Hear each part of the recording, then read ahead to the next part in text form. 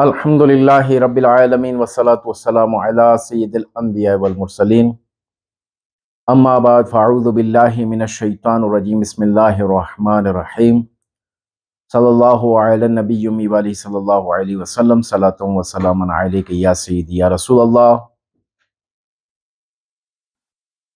آج جو وظیفہ بتانے جا رہا ہوں وہ ہے تسخیر کا عمل۔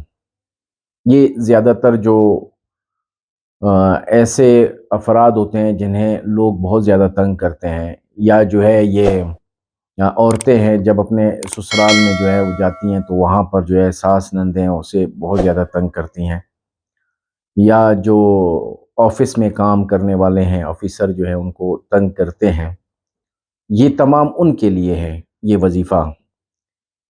یہ وظیفہ آپ پڑھیں گے تو انشاءاللہ گھر میں جو ہے وہ سکون ہو جائے گا، اور جن کی عزت نہ بھی ہو تو وہ شخص جو ہے اس وظیفے سے کرنے سے معزز ہو جائے گا۔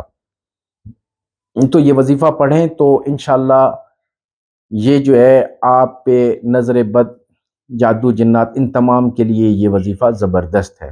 یہ ہے ستر العرشی مسبول علینا۔ ستر العرشی مسبول علینا یہ وظیفہ ہے۔ اس وظیفے کو اول اور آخر تین مرتبہ درود پاک پڑھنا ہے۔ تو یہ جو ہے 21 دن تک اس کا وظیفہ کرنا ہے، 101 مرتبہ بلا ناغہ، ناغہ نہیں کرنا اس دوران۔ اور اس کے بعد جو ہے اس وظیفے کو جو ہے آپ نے ہر نماز کے بعد 11 مرتبہ پڑھنا ہے۔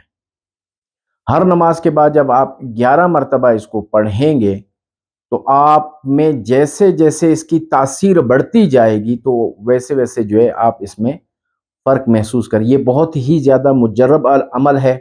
یہاں جتنی بھی ہماری بہنیں بچیاں جو آتی ہیں یا جو بچے آتے ہیں اپنے اس کے لیے آفس کی پریشانی کے حوالے سے، تو ان تمام کو یہ وظیفہ میں بتاتا ہوں، وہ کہتے ہیں کہ اس وظیفے سے ہمیں بہت زیادہ فرق پڑا۔ پھر ہر نماز کے بعد آپ نے اس کو جو ہے پڑھتے رہنا ہے، تو انشاءاللہ ایک نماز سے لے کے دوسری نماز تک جو ہے یہ آپ جادو سے، نظر بد سے اور حاسدوں کے حسد سے، جو آپ کو بلا وجہ تنگ کرتے ہیں، ان تمام سے جو ہے آپ محفوظ رہیں گے۔